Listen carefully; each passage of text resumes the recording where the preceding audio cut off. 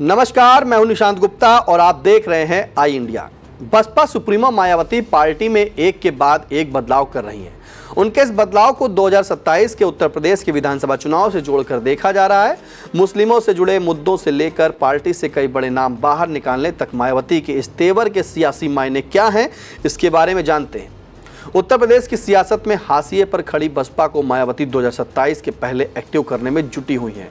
मायावती ने अपने भतीजे आकाश आनंद को और उनके ससुर अशोक सिद्धार्थ को बसपा से बाहर का रास्ता दिखाने के बाद एक नई सियासी तेवर में नजर आ रही हैं।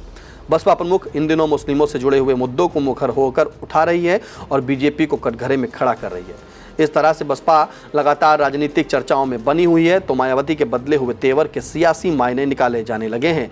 बसपा का चुनाव दर चुनाव आधार सिमटता जा रहा है। बता दें, बसपा 2024 के खाता नहीं खोल सकी थी और 2022 के यूपी चुनाव में सिर्फ एक सीट ही जीत सकी थी।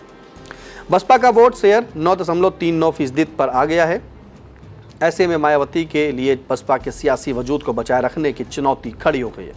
मायावती ने अपने भतीजे आकाश आनंद को और उसके ससुर अशोक सिद्धार्थ को बसपा से बाहर कर दिया है, तो उनकी जगह पर रामजी गौतम और रणधीर बेनीवाल को नेशनल कोऑर्डिनेटर नियुक्त किया है। रामजी गौतम लखीमपुर खीरी से हैं तो बेनीवाल सहारनपुर से हैं। यूपी में भी मायावती ने तमाम अहम बदलाव किए हैं।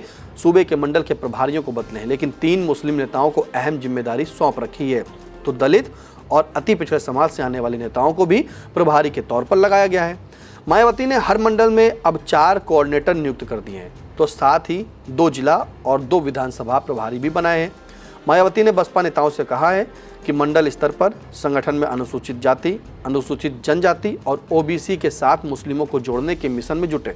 मायावती इसी सियासी कॉम्बिनेशन के साथ 2007 में बहुमत के साथ सरकार बनाने में कामयाब रही थी और अब फिर से उसी फॉर्मूले पर काम कर रही है।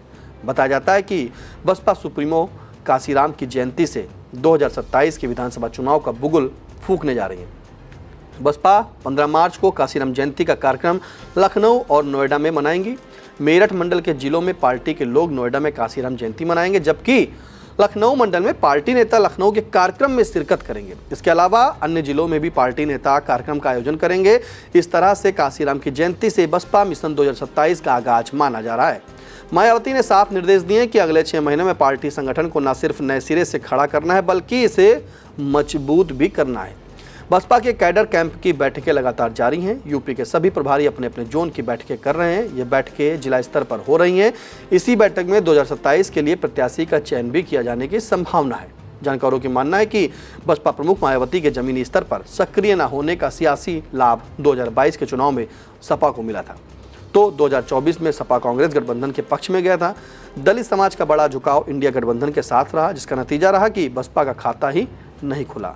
बसपा में हुई उथल पुथल और मायावती की सक्रियता 2027 के चुनाव से जोड़कर देखी जा रही है। आपके लिए स्क्रिप्ट तैयार की थी हमारे सहयोगी दीपक वर्मा ने। कैमरे के पीछे है संगोगा। इस खबर पर क्या राय है आपकी, कमेंट के माध्यम से जरूर बताइएगा। और हाँ, 2027 के चुनाव में क्या बसपा का हाथी चलेगा या फिर रुकेगा, कमेंट के माध्यम से जरूर बताएं।